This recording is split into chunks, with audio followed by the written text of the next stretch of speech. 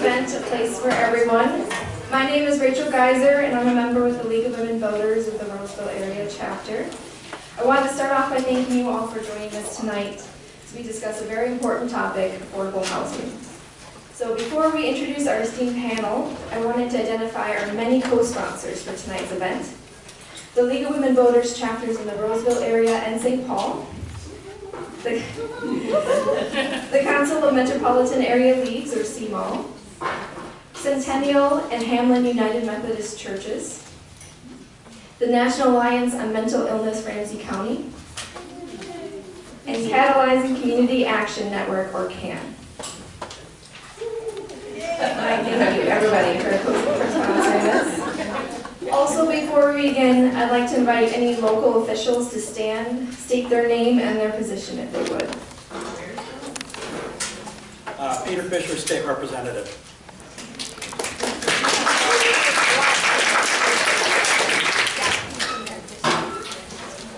Hi, Mary Jo McGuire, Ramsey County Commissioner. So excited you're doing this.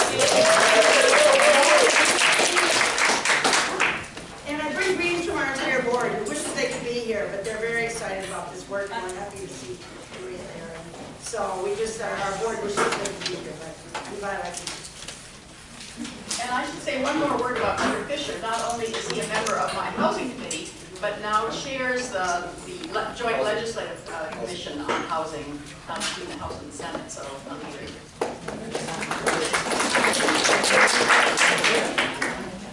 All right. If I'm not missing anybody, thank you very much. So finally, the reason that you've come, I want to introduce our wonderful panel for tonight. We're going to start off here with Cathy, the State Director of Prevent and End Homelessness. Then we have Maria Wetherall, Director of Ramsey County Veterans Services and Chair of Heading Home Ramsey. And then Representative Alice Hausman, 66A State Representative and Chair of the House Housing Committee. So thank you for being here tonight.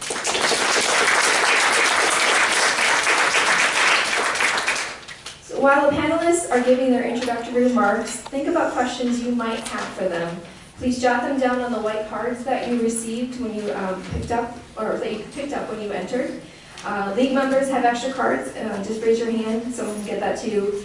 And if you need one, and then also pick up your questions to submit them to the panel. All right, so to begin, we have asked each panelist to take 5 minutes, and we asked them, discuss the dimension of current housing issues from the perspective of the organization that you represent. And we'll start. Great. Well, good evening, everyone. I am delighted. I have 30 seconds. Uh-oh. I can't do it that fast. I wanted you to know. I am delighted to be here. As mentioned, my name is Cathy. I'm an Assistant Commissioner at Minnesota Housing, which is the housing finance agency for the state. And I'm the Executive Director of the Minnesota Interagency Council on Homelessness, which is a cabinet-level body that is led by our Lieutenant Governor, Peggy Flanagan. And it has about 14 different state agency commissioners that are on that body and really help drive the work of preventing and ending homelessness through state resources and supports throughout the state of Minnesota. And I'm really happy to see so many people here. I'm delighted.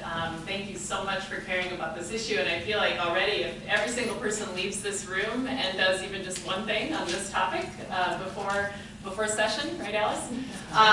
We will be, and this will be really important work tonight. So thank you so much. So in the role on the Minnesota Interagency Council on Homelessness, we work with partners all across the state. Statewide organization. We have a statewide plan called Heading Home Together. We're in our final year of this iteration of the plan, but essentially it's the strategies and the focus that we all are doing, not just at the state, but with philanthropy and counties and people with lived experience of homelessness and outreach workers, et cetera, in every corner. And since we launched this cabinet-level council in 2013, we actually have seen some areas of success, even as hard as this housing market is. We have seen a dramatic reduction in veteran homelessness, and in fact, we really have the potential in Minnesota to be the 4th state in the nation to actually end veteran homelessness in the whole state. So that's remarkable.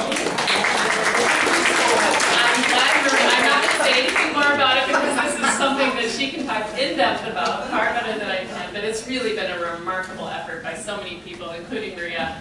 And half of the state's counties have already hit that goal, and so we are really excited to finish the job. I think that work shows what's possible when we have the resources and we target them well and we work in community and partnership. We've also seen, surprisingly, a 28% reduction in the number of families and children experiencing homelessness since 2014, which to me is utterly remarkable given this housing market.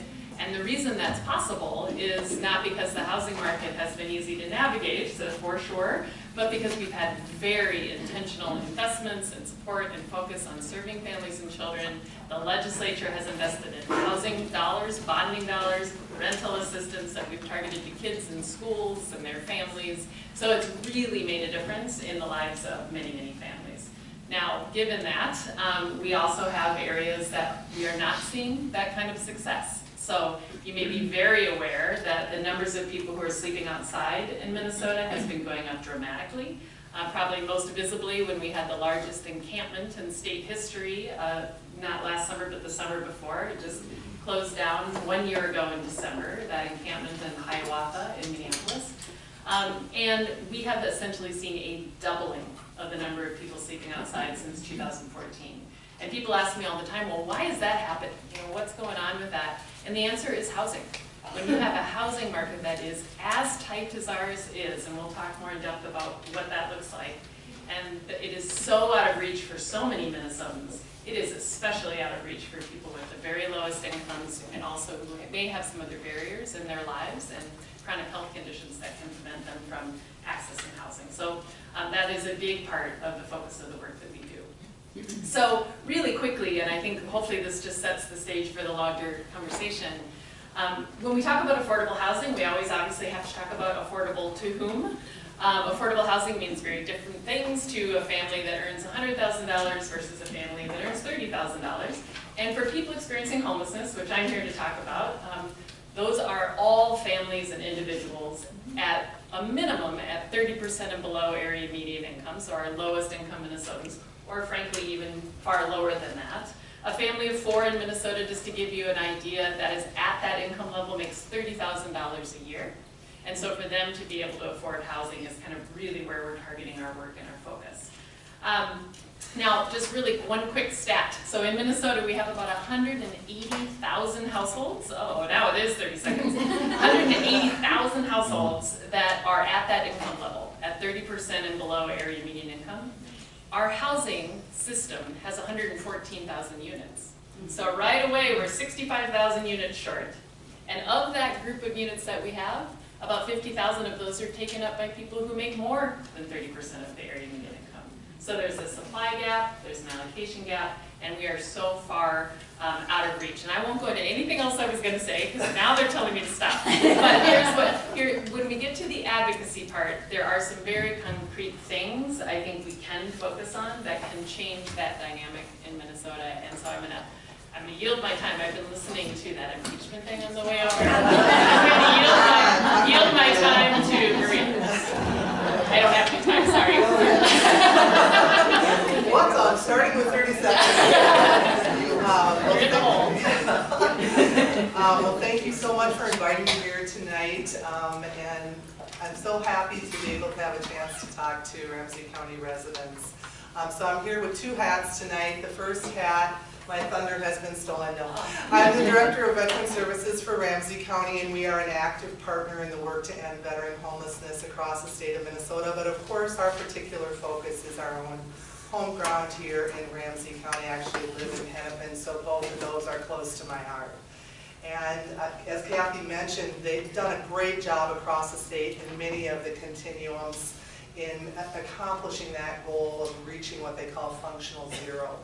And essentially what that means is if there are anybody that does turn up homeless, they have housing ready and available, and so there's opportunity for everyone to be housed in that veteran population. Now here in Ramsey and Hennepin, we do fully have about 70% of the total number of homeless veterans living in Ramsey and Hennepin County. So that work does look quite a bit different here in Ramsey and in Hennepin as well. But we do have the advantage of having the state as a nearby partner. We have the VA as an active partner. And we have a community that's really engaged in this effort to end veteran homelessness. So we have made progress. And we're really proud of the way that we work together, and we have been doing that with the support of the state since 2014 with a tool called the Homeless Veteran Registry. And we use that tool to keep track of all of the veterans that are experiencing homelessness here in Ramsey County. We convene bi-weekly and we go name by name to identify what the work is doing with those individuals. And this is a best practice that I think will translate, and I have great hope for it, to other populations such as the chronic homeless, our youth homeless.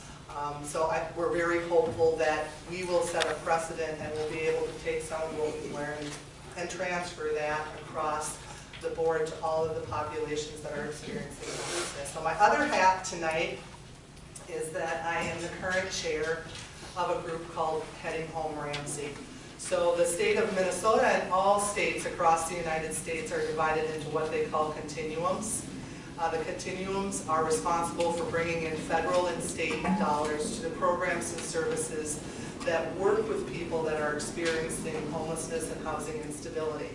So that community partnership includes all of our partners around the community. It includes, I saw Solid Ground is here, it includes People Inc., it includes Catholic Charities, it includes Wilder, and many, many more partners who are working with individuals who are experiencing homelessness or housing instability.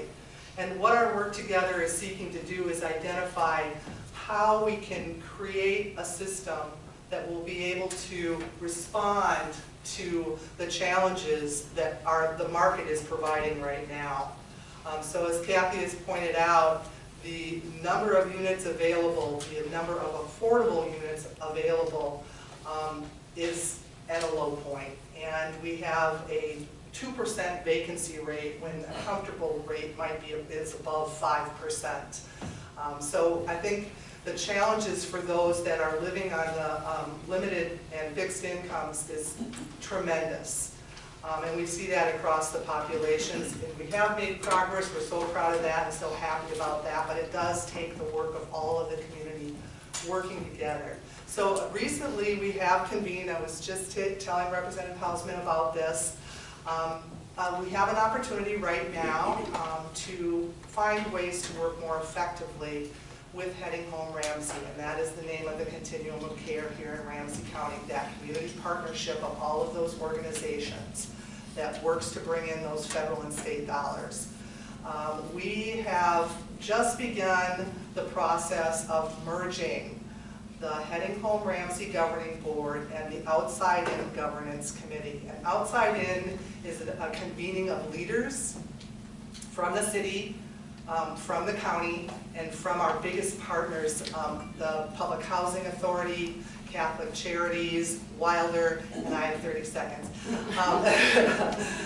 So what we're hoping to do is do a much better job of identifying how we prioritize this work, how we bring in resources to this work, and how we actually support those organizations, programs, services, housing that is serving those that need it the most across that population in Ramsey County. So, did I make it? Thank you. Thanks very much.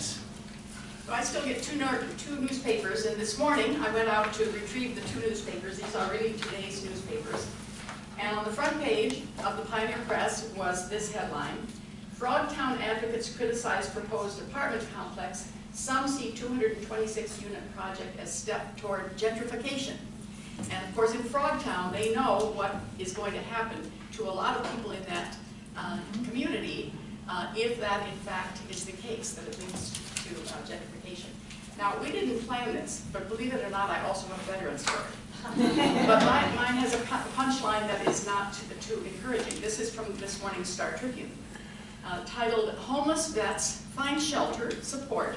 The rent voucher is just one part of the VASH program, and that sounds like really good news, until you get to about the fourth paragraph when you read, but more than 100 veterans who qualify for a VASH voucher are still looking for a landlord willing to accept it.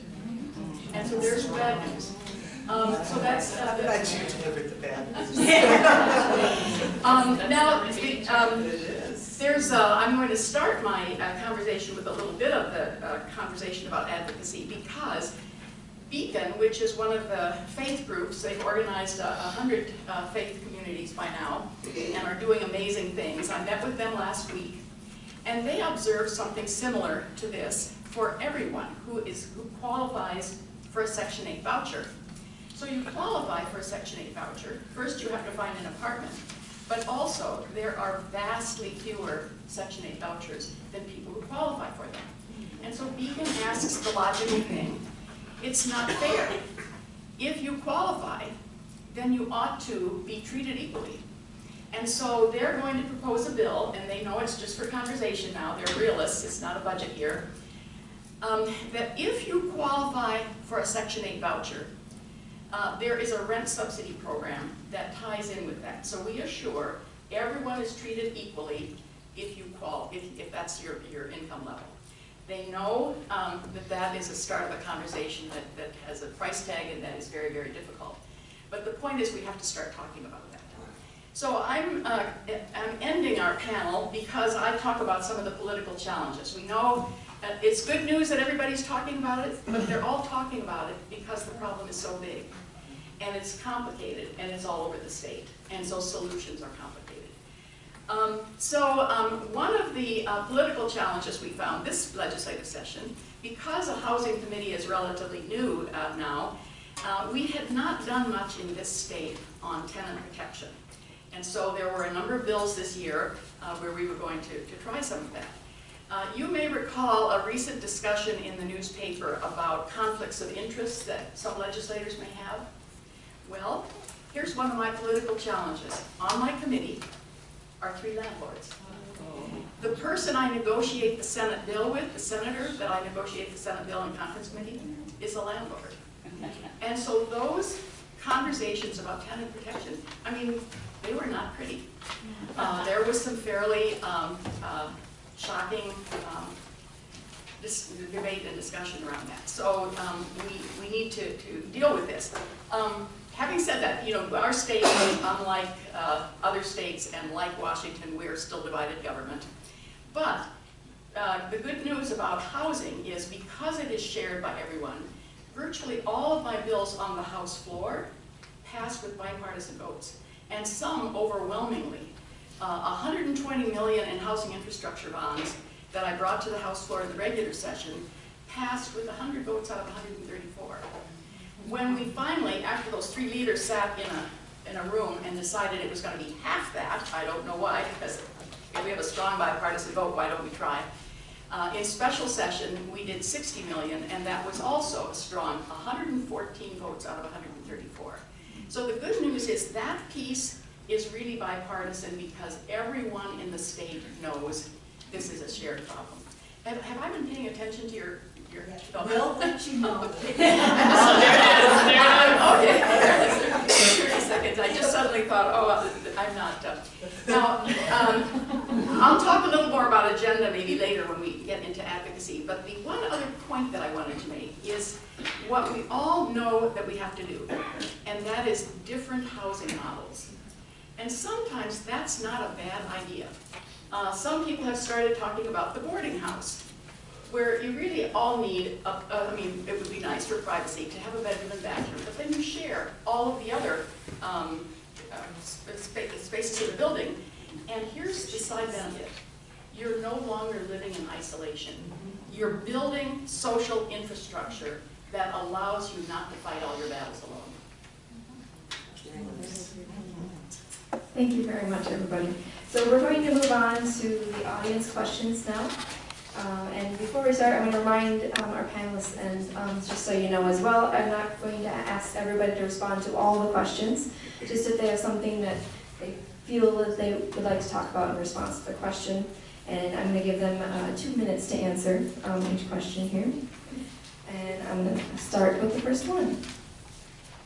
And I think this was alluded to here. I think, Cathy, you're the one that talked about it. But many newer developments that are advertised as providing affordable housing are geared to meeting the needs of under 60% AMI, average median income.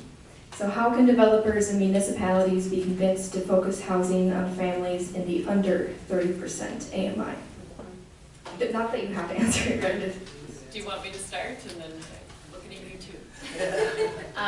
Thank you. So yes, I think the key point here is that in a vacancy rate as tight as Maria mentioned, which is 2.3% or something statewide, and really almost at functional zero in the metro, we need production writ large. We need production of housing to increase our vacancy rate so that we have a healthy housing market. And so that's true across multiple price points. But when you look at the data on where the very biggest gap in housing is, it's at that 30% and below by far. And so that's of course why we spend a great deal of time talking there. There is a reason why that gap is there, and it is because it is far more expensive to build housing at that level. It's not always that developers don't want to or they don't want to serve people, but that truly, to make the math work, they need all of the subsidy for that unit and can basically carry no debt to make that actually work. And so what that means for all of us is that we need a far bigger investment in housing infrastructure bonds if we're going to start targeting a greater percent of those to the very lowest income development, because it's going to take a lot more money to make those viable. One of the things, Homes for All, is everyone familiar with Homes for All Coalition? That's the coalition that has grown up around this, started in about 2012. It actually works. 200 groups around the state and thousands of people. They have representatives. They sit around a table in the interim and come with a lot of ideas. They know they can't do everything. They debate them, they vote, and then they come to the Homes for All agenda. And one of theirs for this next legislative session is, because they believe bonding will hopefully be a main focus, is to expand the eligible use of housing infrastructure funds to deeper affordability. They're getting at some of what you're talking about, so that's on their radar screen, is changing that that percentage, because our target is so narrow, I think. Yeah, and I think just to respond to that, I think at Minnesota Housing, for example, there is a deep commitment to develop those opportunities. It's that challenge of, in a housing market where you need so many units, how do you produce enough units and still target at the level you want? And so therefore, I'm just glad for every advocate out there asking for more of those bonds, because they are the biggest housing capital that we have in the state. They leverage a great deal of other resources from multiple sources, so they're very, very important to our work. But they're eligible to be used for 30% and below now, and certainly probably half of the money we get at Minnesota Housing is used to develop that, try to develop that level. But the number of units you get out of that for that amount of money is still very small. And one warning if you're doing advocacy. There's one group, I think they're called Housing First. They're developers and they have a lot of money, and so they have generated really splashy economic reports that are fun to quote from.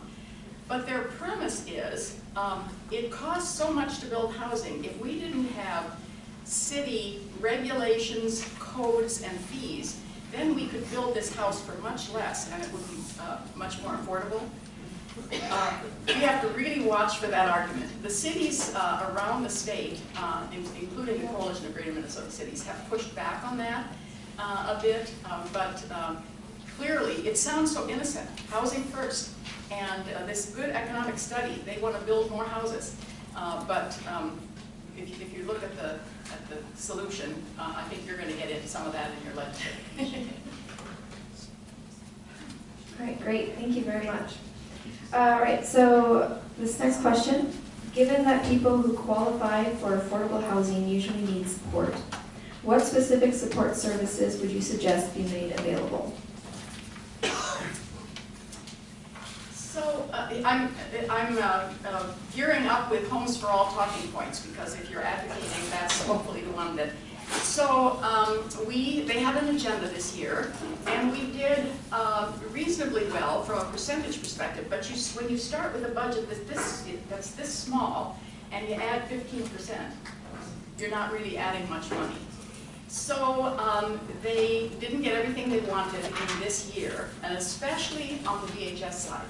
You know, there's so much connection between housing and DHS. And here's the dilemma. When you need a tax provision or a provision in the DHS bill, those agendas are already so big that getting our little agenda in there is an uphill battle because it's just too hard to hear the housing voice. So I think there's a strong feeling they want more joint housing HHS committee meetings and working on that part of the local housing trust fund, the capacity building dollars, all of those that didn't do very well in the budget that we would just like to revisit those. And I think there has been, I think, a motion towards investment in this with our housing supports. We see that. This is a program out of the Department of Human Services which actually is designed to try and serve people that need that type of support. These might be people who are now housed after being chronically homeless. They might be people that are experiencing mental illness or other challenges. And so this program, which is offered by DHS, does provide that. And I think we've learned how to use that more effectively, and that's going to help. I think expansion and changes to the medical assistance rules that are coming on the horizon are going to be a great boon in terms of trying to provide the right kinds of supports to individuals so they can be successful in that independent setting. It was so interesting to hear Representative Hausman talk about, you know, maybe we should be thinking about other models and models where, you know, people will come together and support one another in their living settings. But across the continuum, all of the partners that we work with for Heading Home Ramsey are definitely focused on that need to provide not only assistance with finding and securing housing, but identifying what kind of support structure you're going to need to be successful in that new housing environment or in that next housing environment. I think another thing to keep your eyes on and that we all need to pay attention to is that increase in the number of elderly homeless. And I think that actually points to paying attention to how we transition.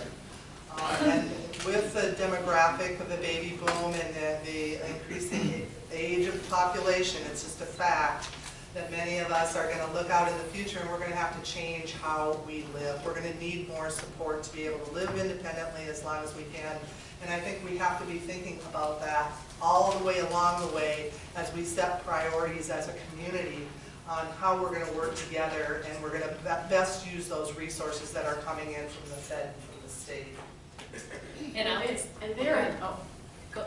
Go ahead. And there again, Greater Minnesota is going to have the bigger challenge because the fastest growing group of those who are homeless are over 55. I think that is still a current statistic, at least what it is. It's very consistent with the rate of the general population, so it's very, very similar to that same rate. But where it's growing faster is in Greater Minnesota, if you think about the aging population. And they already have issues around healthcare facilities, long-term care facilities, keeping them open. So in a sense, the housing for seniors is, I think, in Greater Minnesota going to have a whole different dimension to it. Well, if I could just add a couple quick thoughts to that question. So certainly not all families or individuals who are low income need a level of services that we're talking about, but many, many people who've been homeless a long time, who have chronic health conditions, whether mental health conditions, physical health conditions, often do. And I think it's hard to answer that question because I think we're trying to move away from here's what works to we know supportive housing works. So in other words, housing that's affordable linked to services that people need. But what we're moving toward is what do people need and really being very person or family specific as opposed to here's what we think that everything should look like. Because, and especially one of our big learnings, for example, when we were working with a large number of Native residents of Minnesota who were at the encampment, and a year ago, it was really important to talk person by person about the specific services and supports people wanted and needed. And frankly, that we realized that we had so little of culturally specific resources that were offered in general in our whole system. And so we're really trying to figure out that housing needs to be really easy to access for everybody. We need a housing market that works for every Minnesotan, not just for people at certain incomes. And then we need to make sure that where we need culturally specific or person-specific resources, we have those available too. And so that's something that is really going to, I think, increasingly come up in our conversations. Thank you. You have gotten a little bit into the next question that I was going to ask you, so you may not have as much to add to this, but homeless advocacy data indicates that the present system of identifying programs that prevent homelessness and the ability of homeless individuals to access services has racial bias. What suggestions do you have to change the present homeless response system to make sure the support system is available for all community members? I don't know if you have anything else to add, or if we've got that. Oh, I can add. Yeah. Way for all of us. Well, I just want to add that just to talk, using that to talk about equity for a minute, it was in some of my other comments when I ran out of time, and you all probably know this well, but it is the inequity in who experiences homelessness in the state is so stark. And when you look at the numbers of people who are experiencing homelessness who are sleeping outside, it's even worse. And this is the most egregious equity data point I have ever heard, and I'm going to share it with you. In the metro, Native Americans are 27 times more likely to be unsheltered without anywhere to go than they should be given their representation in the population. So they're 1% of the population, but they're like 27% of everybody who's sleeping outside. It is unbelievable. And so everything that we do, our assessment tools, the way we develop housing, the way we work with people and think about what we're trying to accomplish needs to be evaluated based on equity. And so yes, we have an assessment tool right now that's, we call our coordinated assessment tool, that works with people, tries to figure out what they need and get them to the right place. Good in theory, the tool itself is not culturally informed and it's not trauma informed, and we're very likely not going to have it for a whole lot longer. But it's complex because everybody in the state, across their state, uses it in all of our continuums of care. So those kinds of things take time, but we know that, and it's unacceptable. So. The one I would comment that the coordinated entry system is mandated by HUD. So Yeah. as of right now, for us to have federal dollars coming into the programs and services in the community, we have to do coordinated entry. And Cathy is on point that it does not provide that complete picture. And I think with the continuum, we are aware, and it is a focus for not only county government, but for the entire community, that we need to do better in this space, that it is an absolutely abhorrent fact that the populations are overrepresented, people of color are overrepresented in every category. So right now, the continuum is trying to participate, beginning work, statewide initiative called SPARK, and this is an attempt to look at our systems and say, where are we failing here that we have this outcome, that we have these populations of individuals and families so vastly overrepresented among the homeless, and in particular among the unsheltered. So we are working on it, but we just are scratching the surface, and if we don't deal with the systems, then it's hard for me to conceive of how we'll make those big changes that we really need to make to affect people's outcomes. So what we know is the statistics are zip code specific. And so Minneapolis has this big a number of homeless people, but when you look at where the zip codes are, they're primarily in 2 zip codes in Minneapolis. So the burden is felt more specifically. Representative Noor, newly elected from Minneapolis, believes that 90% of his constituents are renters. And of course, with renters come all of the other issues around it. Thank you. All right, our next question. What do you think of the 2040 plan in Minneapolis?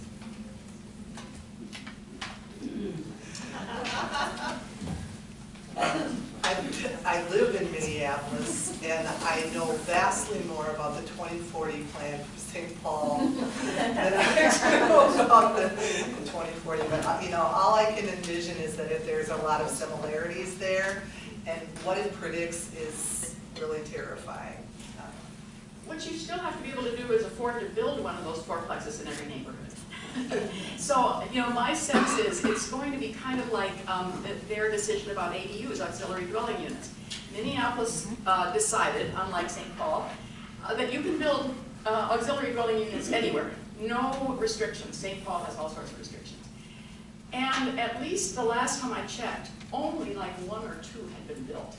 So though a lot has been said about the 2040 plan, I think that the change in the city will still be very, very slow, and because the point is it still requires a developer who's going to build a 4-plex in a neighborhood. So I'm just gonna be the positive voice on this one. I have a neighbors for more neighbors sign in my front yard in Minneapolis. I actually think it's on the right track in the sense of the density issue. We live in cities. We need to have density if we're gonna have the number of units and the vacancy rates that are healthier for our communities. And that is really at the core of what they're trying to do, is create more density along transportation corridors and in neighborhoods where I think density is really appropriate, frankly. So that's my take on it. Thank you very much. All right, next question. Given that there isn't nearly enough state housing funding to go around, how can developers be helped put together financially viable packages? For example, when Lauderdale recently applied for Minnesota housing credits for an affordable senior housing project, they failed to make it into the eligibility pool. And it is complicated for anyone trying to put the financing together for any of these. It's not just one source of funds. And they all have to somehow come together at the right time to make it work. So you do talk to a lot of people who are very, and that includes the nonprofits, I think, who have a lot of frustration about this as they try to put their funding packages together. I don't know if Minnesota Housing is going to, I don't see anything on the agenda that suggests we're moving in a different direction. By the way, did you announce that you're the new assistant commissioner of Minnesota Housing? Or maybe I did. Maybe I did it when in my introduction. Anyway, that's a new position. I just heard about tonight, so so I'm assuming we've had some conversation. Yeah. Well, so my role as assistant commissioner, it's interesting because it's just elevating the work on homelessness. So I'm very specifically focused on my work with the Interagency Council on Homelessness. I am less engaged in the bond development, housing development part of what Minnesota Housing does. But I will say, and I don't know if this happened with that particular project, I know the staff, the multifamily staff at Minnesota Housing are really open to being called all along the process and meeting with people and talking with people who want to develop units and kind of walking through kind of the priorities of the agency and what they're trying to accomplish, et cetera. So, I mean, I think they can be navigators or be helpful. That may have happened, so I don't know the details of that. I will say, tomorrow, stay tuned, there is going to be a big announcement about the Minnesota Housing decisions about their dollars and the units that those are going to be funding, and so you'll hear more about that tomorrow. I found out late in the session something about the complexity. I pay close attention because I have spent a lot of time on bonding. If entities aren't spending their bonding funds, they're hard fought, and so the moment we get them out the door, we want them spent. We think we should have been ready, and Minnesota Housing had just a vast number. Here we're asking for more bonds from the legislature, and they had a vast number unspent. So of course they all get called into my office, and I say, this just can't be happening.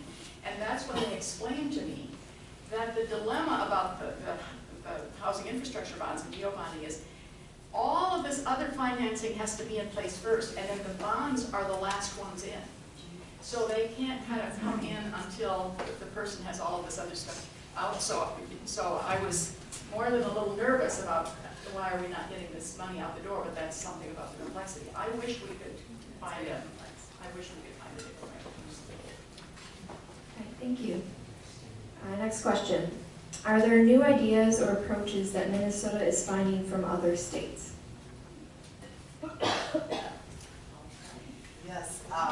So when we looked at how we are organized as a community to do the work of the continuum of the organizations, the agencies, the housing programs, the service programs, this would include, the Y, and as I mentioned, Wilder, and Beacon, and Model Cities, and People Inc., and all of this whole continuum of people and services. when we looked at it, we actually did go and look at some of the best practices and the models around the country that were successful in how they were organized. And we did try and take some of the best elements from each of those in our proposed new structure. And one of the things I think that really resonated for me in looking at all those models, and I can think of like Houston, San Diego, those are a couple that leap immediately to mind, Cincinnati, even successes that happen in huge population centers like Los Angeles and New York. So we looked at all of those and we tried to identify, and one of the things that was consistent throughout was the engagement of leadership. It was the importance of having leaders participate in planning for the community to ensure that all populations are represented, that the developers are represented, and that the person that is experiencing homelessness is represented. That everybody has a voice in how we build our system to be its most responsive form. So I'm very hopeful that we have included a lot of those best practices from around the nation, and that it will actually improve how we work together as a community with all these programs. And I'll just add, we do that constantly. There are my counterparts in places all across the country, and we're constantly sharing information with each other. And there's really no one state that sort of like has nailed it all. Like somebody's doing well on figuring out how to work with people with disabilities. Somebody else is doing well on street outreach and focus on that kind of the housing that will work for people, and others are doing well on families and children. So we constantly are sharing. I think one of the places where I am really interested in diving deeper with other communities to figure out how we can do it better is our use of data, and using data to actually drive immediate results for people. We have a pretty, we struggle with data in Minnesota because we're so proud of having everybody has privacy all the time and we can't share any information about anybody ever. Well, what that means is that we end up serving people in multiple different places multiple times and not communicating to actually get people what they really are asking for or what they need and want. So we're in the process of trying to improve that. The veterans work is a really, really good example. So build a veteran registry, there's a by name list of veterans. The veterans voluntarily say, yes, you can talk to each other. They have an agreement. People sit, it's like old-fashioned social work. You sit down in a room around a table and you say, here's Joe, here's what Joe's situation is, here's what he's eligible for, go. And within 5 minutes, you guys are, figuring out, well, I can do this and I can do that, and I know he's eligible for that, so why don't we connect him over there? And then Joe gets housing. I think we could do that, on a much bigger scale for larger groups of people experiencing homelessness in our communities. But we have such a hard time dealing with data sharing and actually investing in a data system that we really need to do that work. So that's a key part of this. It's not as sexy, but it's really important to serve people well. And I agree with Cathy 100%. And that that bringing that data together and examining what it tells us about the people's experience, the people living in homelessness, the people that are living unsheltered, the people that need transitional housing. It's going to help us build a better system. But she's right. It takes a lot of work to get that right data set that will actually give us the most effective tool to work with. Thank you. Maria, you mentioned having a voice in the conversation. Our question is, how do people in the audience get access to the power brokers, have a seat or voice at the table? Heading Home Ramsey, currently the continuum of care in Ramsey County, is open to all. And it is an opportunity for you to participate in how the community works with homelessness and housing. It is an opportunity for you to have your voice heard, and also, I think, to understand better what the community is doing to work together. So with our new structure, at that highest level, everybody is invited to participate. And one comment there would be, the structure of this it's designed to engage leaders. So at the governing level, the leadership will be engaged. I know we were talking about that before we started, and the need to have that voice of the leaders. working with real people in the community who have an interest in improving the community for all. Because I think we absolutely know that, that it elevates everyone if we can make sure that everybody has a place to live, a place to call home. So I would encourage you to get out. I would also encourage you to hold us accountable, hold leaders accountable, including your county board, your commissioners, your city council members, our leadership up at the legislative level. Make sure that your voice is heard. Don't be afraid to bring it forward when you feel strongly about something. Because I think that is the absolute essential and is the gift that we have here, living as we do with all of these privileges that we have. So I think there are ways to get involved, and I would just encourage you to pay attention and you'll find them. And I want to hold up the work of Micah. I think the St. Paul leader of Micah is in the room somewhere. He'd stand and just, in the back. As an organization that is working on this very issue, how do we assure that as we come up with the Homes for All agenda, or as we have voices at the table, that the cultural diversity, the rich cultural diversity of this community is at the table. It makes a difference. So there's amazing work being done by that organization. So support Micah.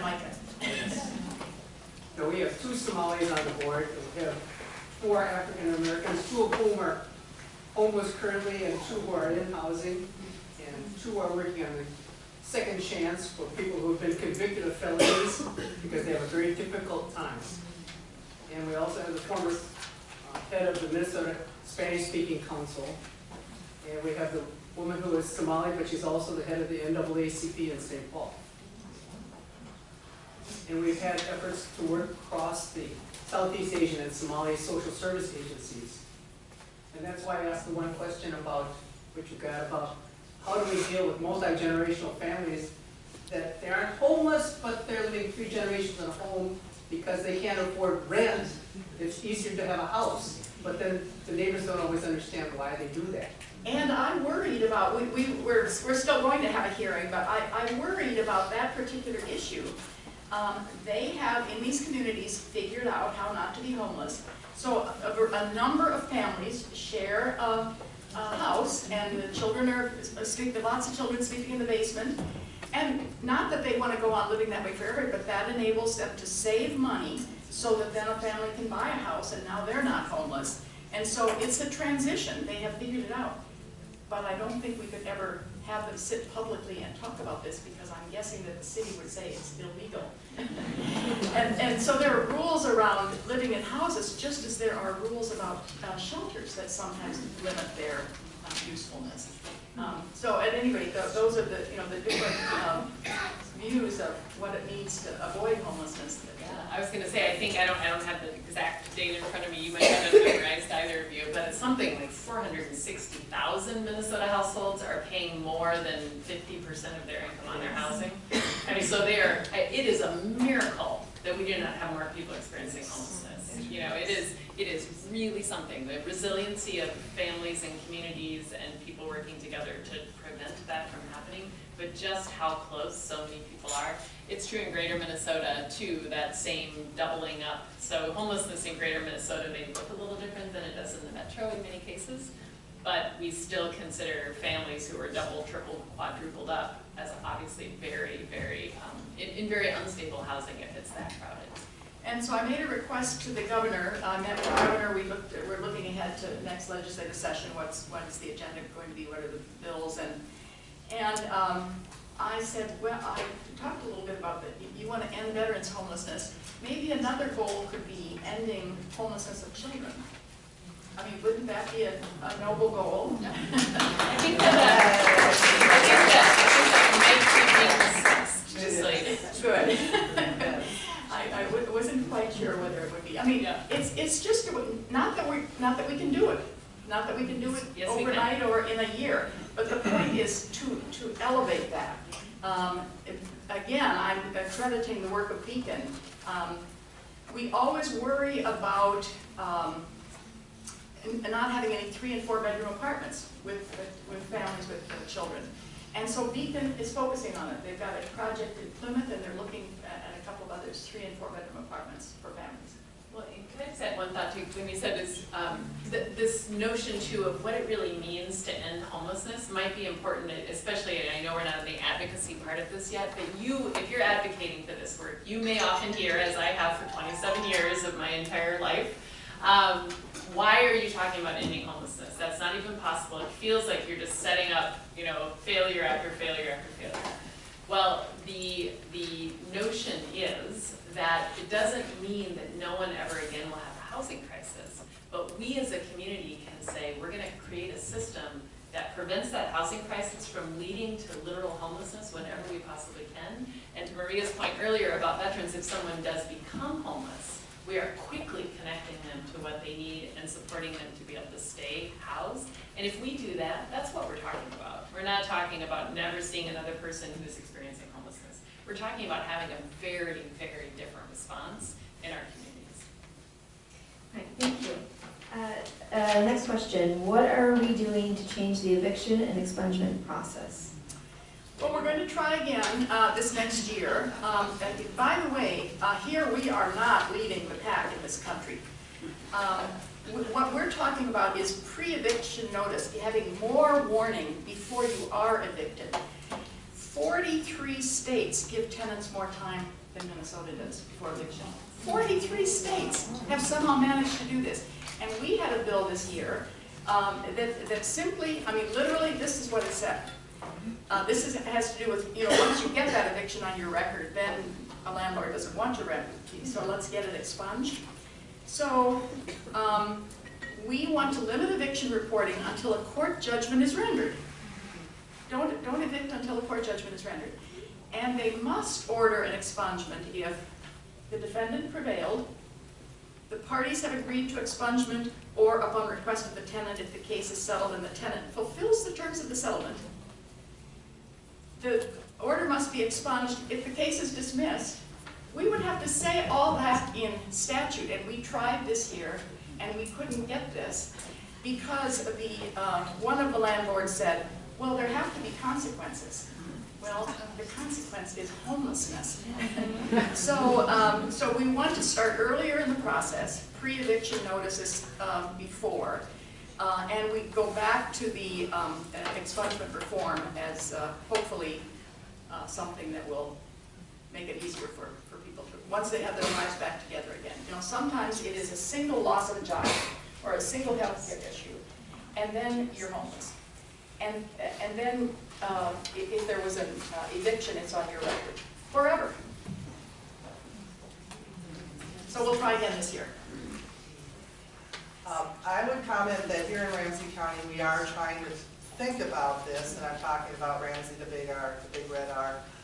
My employer, for example, in the eviction court, in the housing court, there's now a financial worker present who is attempting to work with the parties that are there to the landlords, the people experiencing eviction or potentially being evicted, to try and bring resources to that to prevent that.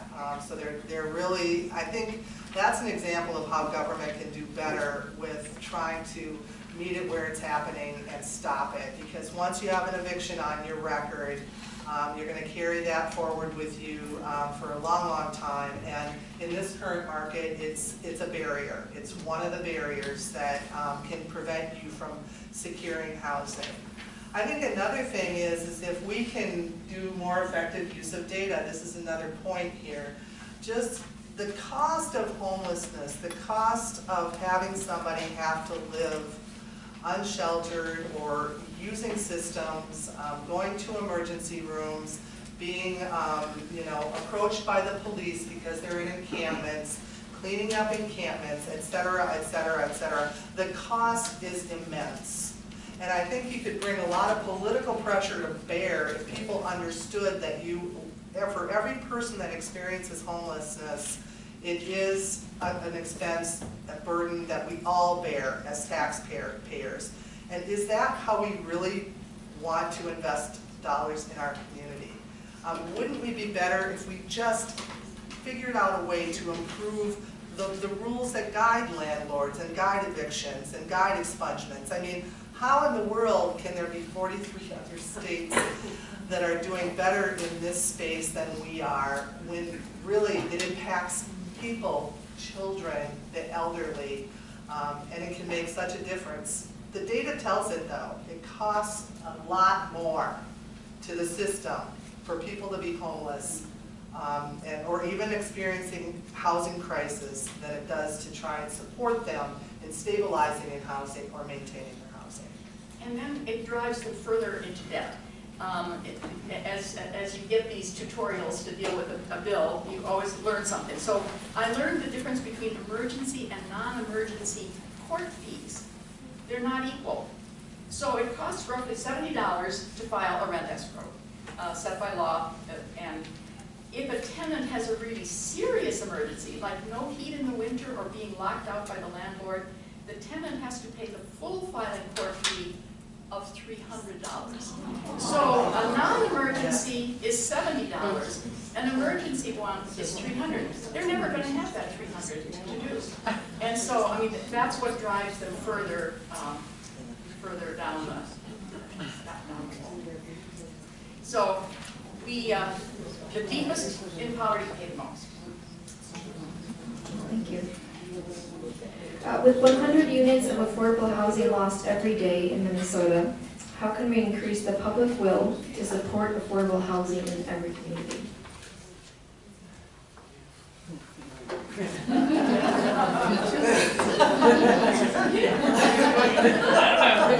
Looking at you. So I'm glad you mentioned the loss of housing.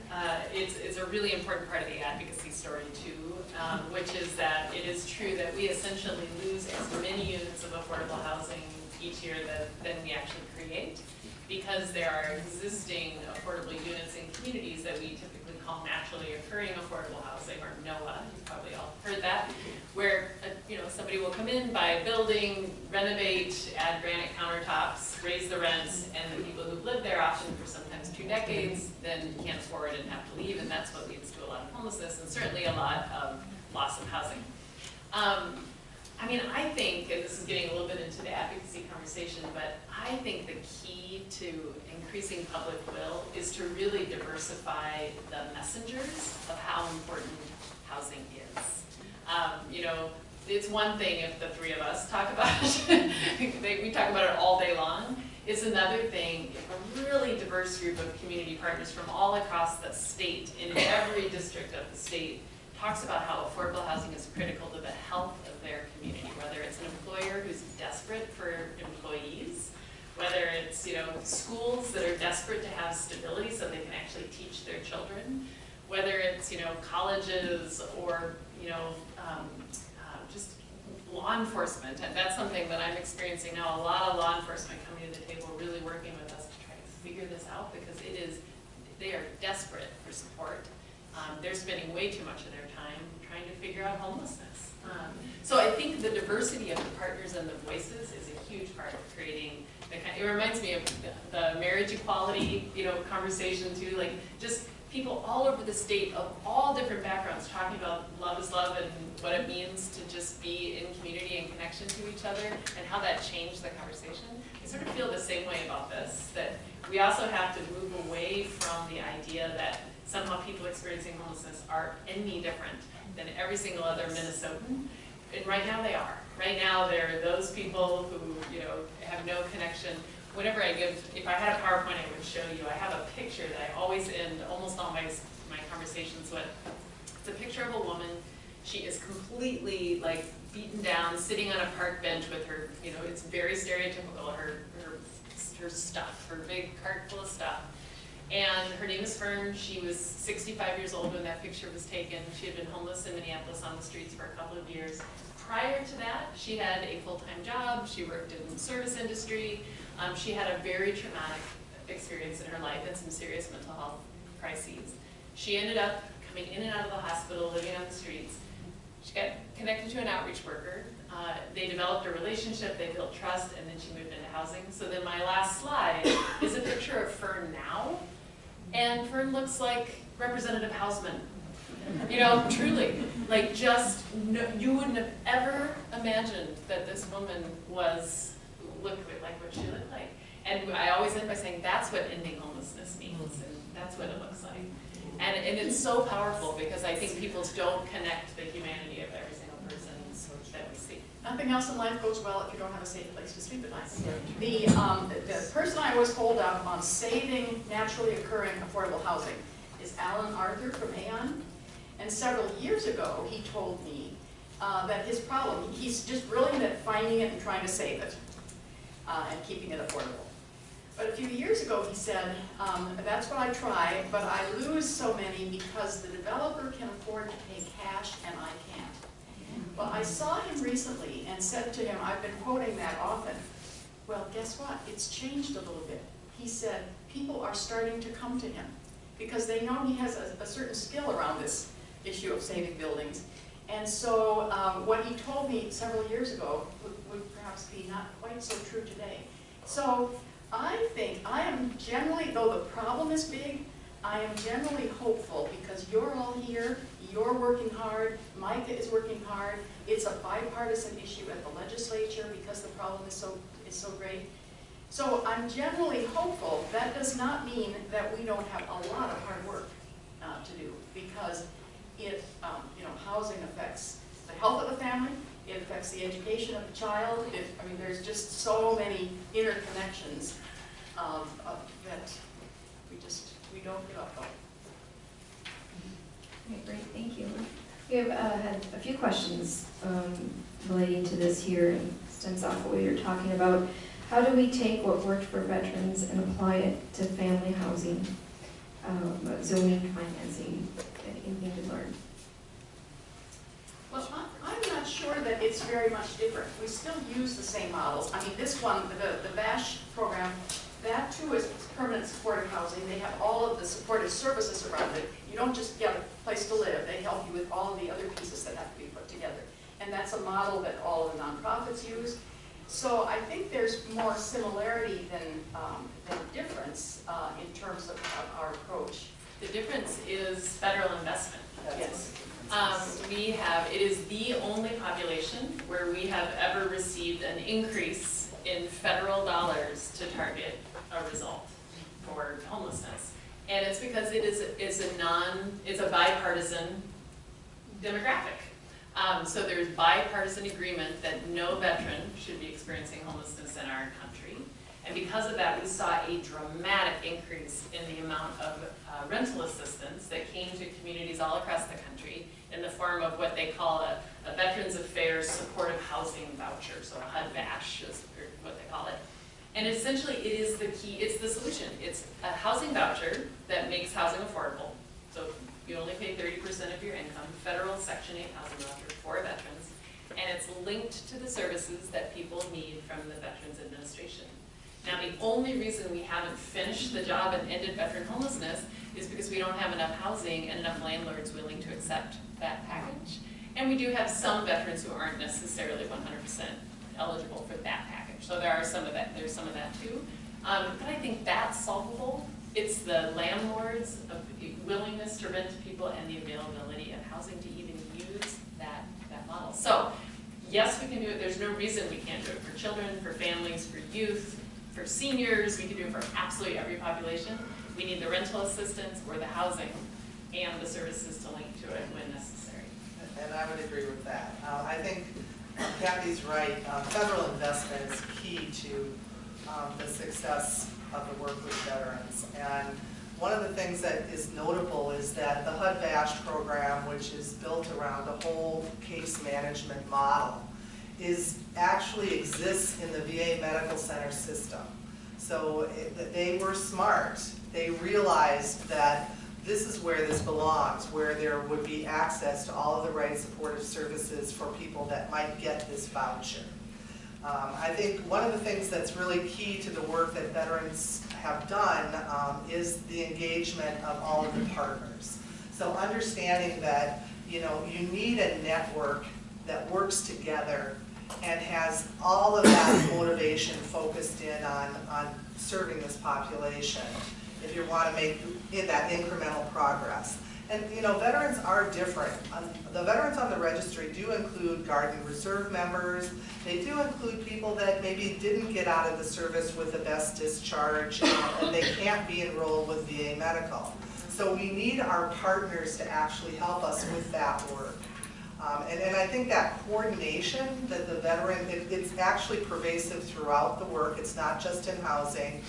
That in that veteran community, there's a huge amount of commitment to the fact that that veterans have served, and now it's our time to serve them. It's our time to be supportive to them.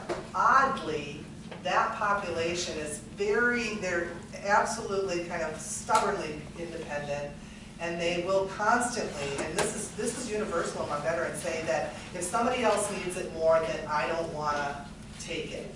I want the person that needs it more. There's other people that need it more, and we hear it every single day. And I think some of that might have to do with why veterans are disproportionately represented among the homeless. Is that, you know, I can take care of myself. They're a very resilient population, very resilient people, and you know, I don't need the help. I'll do it myself. So I think we figured out actually how to make inroads with veterans, and some of that is like veterans serving veterans. And I think there's opportunities with this model that are absolutely translatable, absolutely 100%. I think the by name registry is one of those. I think the collaborative model is another one of those. I think understanding how you do need to have that wraparound model is a third one of those. So I think if we can bring all of that to bear with, right away, youth spring to my mind, or the chronically homeless is another population, people that live outside. I mean, one of the greatest successes, and I've been involved with it all the time, because a lot of our work at Veteran Services is about prevention, is trying to prevent people from ending up homeless, because we know that that's the best course for health and for the community, for everyone. But one of the best ones I did was as part of the Veterans Court. I am staff to the Veterans Court, the Veteran Treatment Court, and we served a guy who was 12 years living on the street with addiction problems, and he finally is kind of breaking down. He needs 2 new knees. He's just kind of reached the end of his rope, and he got in some trouble. And we kind of swooped in as a group, that's VA, MDVA, us, all the partners, and ended up getting him housed. And he was housed at Solid Ground, I will say, the partner that is here this evening, and he is still there. It's a huge success story, but it's difficult because you got to be there for him every step of the way. When you've been living on the street for 12 years, you need help in order to be stable. So yeah, working together. Bring me to my next question, actually, with what you're saying here. With over 950 students last school year homeless in suburban Ramsey County, how can the next group of homeless prioritization be the children? We continue to see an increase in the number of students and families in suburban Ramsey County school districts. And here, again, I think our solution is going to be a partnership that everybody takes a piece of it, and the school district, Minneapolis and St. Paul and Roseville, they all know who those students are. I will tell you that the superintendent of Roseville has told me when he gives me the number, but we think there are more than that, because they suddenly find themselves homeless without a job and living in their car, and they can't believe it. How did this happen? And they don't want to tell anyone. And so a superintendent of a school district doesn't necessarily know, but they are absolutely in touch. Minneapolis and St. Paul, I think, both have plans now for how they're going to actively look for housing for every homeless child in their school district. I think Roseville has something similar. So that partnership, along with city, county, state, I mean, we all have to be there, because funding ultimately is the challenge. Just a couple of things to add to that. So you're not alone. So just to give one statewide stat, so 8,000 children were identified as homeless or highly mobile in school districts across the state. And that includes, that is students who are in 1,387 schools, 307 school districts, and 78 of Minnesota's 87 counties. So this is true statewide. So I think once again, one of the things we can do is make the story known to your colleagues from every corner of the state that children are experiencing homelessness in their communities. We know that one instance of child homelessness can change the trajectory of their educational outcomes dramatically for many years, and that's just one instance because of the trauma that's involved in that. We did have some great success at the last legislative session, about $3.5 million in the base for a program that we call Homework Starts with Home, which is rental assistance that is targeted to work with children and their families. So school-age children identified in schools and their families to get them into housing. Now, once again, not to be a complete broken record, the challenge with it is the available units of housing. So all of these pieces are so tied together, because that would be the answer probably for every one of these questions is we need more housing. And then there's other pieces to it too, making sure we can navigate, target, identify kids in schools, use rental assistance to make the existing market more affordable, work with landlords to prevent evictions so families don't end up homeless so their kids are homeless in school. So it's a web of opportunity there. So we made a futile attempt because $3 million in my budget, because that's where Homework Starts with Home was funded, $3 million is huge, but in the education budget, $3 million would be, almost invisible, because it's so big. And so we approached the education committee and we said, is there any way we could shift the Homework Starts with Home to the education budget? No, sorry. I just thought we'd go after a little bigger budget to try to. Next time. All right, thank you. And forgive me if this isn't worded quite right as it is written. Is there a plan for reparations given the redlining that kept people of color from building equity? I say the short answer is no, there is no plan. I mean, our whole nation is obviously talking about that right now, but I can say that there is no plan. Initiative. Thank you. I think I've got a little bit more time. Okay. By the way, to the reparations issue, one of the things maybe just to talk a little bit about is historical trauma. When we talk about all these racial gaps, the historical trauma of some groups is still affecting their lives today. And so I think as we begin to define that historical trauma and its measurable impacts, does that give us any direction about where to go with that whole discussion of reparations? There's a short-term historical trauma too, that I learned about at our mini session in Winona from a professor there. All this mental health, these crises that we're having in the schools at kindergarten and first grade, I mean, unbelievable issues in the schools. This professor, and I don't know if she has done research on this or this was her suggestion, that's the generation that is dealing with the trauma caused by the fact that they were raised by parents who were using meth and other drugs. So those children that we have now in school and that have all these challenges, that is like a short-term historical trauma that is playing out in their lives. Just a new concept that I hadn't heard. Add one thing just about the very good question about redlining, and many of you are probably already very familiar with this, but I just had the opportunity to see more about the Mapping Prejudice project, and it's just so powerful. So if you haven't seen it or you haven't had, you could invite the leaders of that to come and do some presentations here. It really does give a powerful path to think about that very question. Thank you. Can you speak to the effects of exclusionary zoning, municipalities using zoning to limit supply of available housing units? Is it me? Next question. I don't know if I want to touch that. We need a city person or Peter Fisher. Yeah. Is there a zoning person? I think what a lot of it comes down to is when you talk about the exclusionary Why don't you zoning. go up to the front? Who's the part of the problem what happens with exclusionary zoning is people are trying to protect what they've got right now. They want low densities because, quite frankly, they don't want anybody else that doesn't look like them in the area. And so it's kind of calling it out for what it is.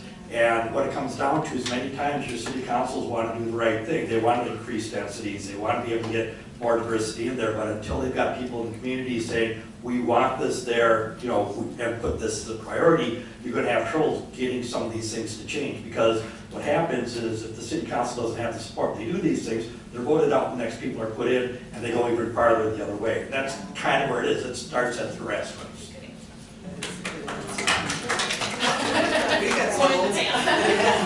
I just knew I should phone a friend. He used a phrase that just caught my attention, that is people who don't look like us. If anyone is here from St. Anthony Park, St. Anthony Park has a Luther seminary that is, they're selling most of their property. They're only keeping 2 buildings, and all the rest of it will be housing of various types. And so there have been a number of community meetings around that, hundreds of people. And I was very proud one night to hear a neighbor from that community ask this question: how do we get people who don't look like us to want to come live here? How do we get people who don't look like us to come? I mean, I just thought, there's a healthy community conversation. Coincidentally, both 2 neighborhoods, both St. Anthony Park and Como Park, are going through conversations. What does it mean when suddenly a large housing complex comes in? In the Como case, it's the Midway Parkway Shalom home that's been vacant for 10 years, and now there's a developer. So they're always, yes, it's going to be housing, but with it come questions that neighbors have. Great, thank you, and thank you, Peter Fisher. So we've got, I'm sorry, I have so many questions here, and I'm really sorry, but we do have to start wrapping up. So we do have a final question that we asked the panelists to talk about. We only have about 2 to 3 minutes to talk about it. So what types of advocacy do you think would be the most effective by the League of Women Voters, by faith communities and community organizations to make a difference in the community? Okay, there is so much good that's already happening. The infrastructure is there, so join with Micah, join with Beacon, join with Homes for All Coalition. I mean, we have an enormous social infrastructure of advocacy groups working on this, and it's tough to go it alone. So if you find one that works for you, that is possible.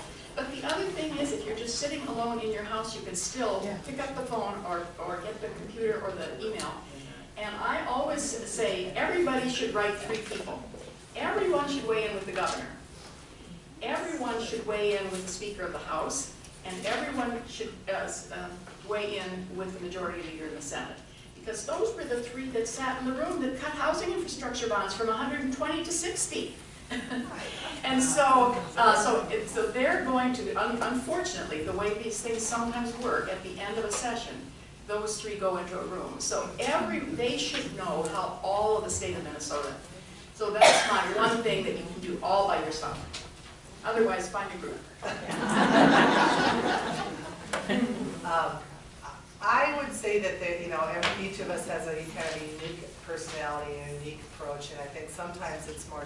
I would agree completely that there are a lot of vehicles and there are a lot of groups and organizations that you can engage with, and you can have your voice heard. And as I said, I support the 3 people, and hold our representation accountable. That's key. But I also think there is a human side to this work. And if you feel like that's where your heart is, I think there are a lot of organizations that do really fantastic work in the community. And a lot of times they are looking for people who are interested in volunteering and giving back. I know we see it just tremendously in the veteran community. And sometimes that's your personality. You'd really rather actually be more directly involved with people. You'd maybe rather be directly involved with a small organization where you can kind of see how you're making a difference. One of my partners in this work on Heading Home Ramsey, Lucy Zanders, she's at Teresa Living Center. It's a smaller not-for-profit, but it's one that does tremendously important work. I think of organizations like that, and I would encourage you to think about that if that's where your heart is. That it doesn't have to just be phone calls, which I totally support, or the writing letters. It could also be, you might want to engage with people, and there are opportunities out there for you. And I think the only thing I would add is, I think we've spent a lot of time talking about political will and when we think about advocacy and building political will, how do we do that? How do we influence that? I am just, after all of these years, just so deeply convinced that the thing that will influence political will is community will. And so I think another form of advocacy is to educate each other, educate your communities, educate every connection you have to why this is such an important issue, because I think that going out from there is so important. And the other thing I'll just add that I've seen be enormously helpful and effective in that building of community will and political will is just really sincerely getting to know people with lived experience of homelessness and housing instability. Whatever you do, make that one of the goals, because I can almost guarantee you that that connection and that relationship and that partnership will influence you more than you could probably imagine if you don't have that connection already, and it will certainly influence anybody else you talk to, because there's nothing more powerful than that in this work. So. All right, thank you panelists for speaking tonight. We really appreciate your expertise and answering all of our questions as well. And thank you also to everyone here for coming tonight. If you didn't notice at your seats, there was an evaluation form. If you could please take the time to fill that out and leave it on the table as you leave. We really do deeply value your feedback, so thank you if you could do that as well. Thanks again and have a great night.